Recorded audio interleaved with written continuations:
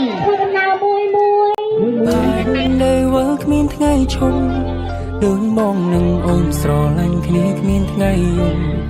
រុំខ្ជិនរុំបានដោយសាររឿងស្មីសំយល់តែជីវិតបងភ្លឺពេលដែលមានអូនចូលមកថ្ងៃដែលពួកយើងរងចាំហើយនេះគឺជាស្នេហ៍យើងថែមកច្រើនឆ្នាំតស៊ូតាំងពីក្ររហូតដល់មានបាទុំអាក្រងឬល្អបងតែងមានអូនក្បែរប្រា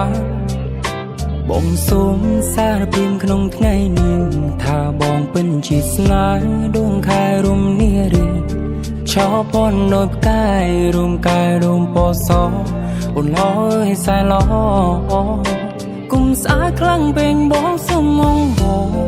ទុំអារម្មណ៍មិនជួបែរលូតញោមថ្ងៃនេះជាថ្ងៃໄວ5ផងបងមិនធ្លាប់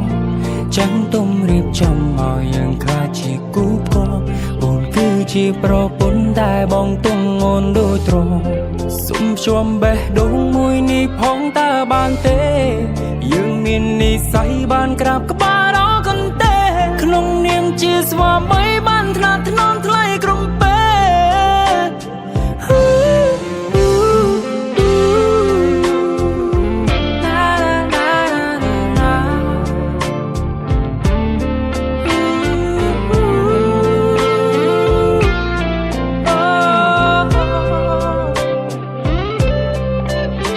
ធ្លំដុំទៅកាន់សងតាំងពីក្មេងថ្ងៃនេះប៉ាកាន់សងឲ្យអារម្មណ៍កូនហាំងប្រែផ្សេងបង្ហុញកាញ់ចង់ឲ្យខ្ញុំឆ្លងមុំខ្លួនឯងតាំងភ្នែកហូរស្រស់ហាងកាន់សនេះទំតែងល្អខំពីហាងដតីកាន់ដាវមាសក្រាបសែនចង់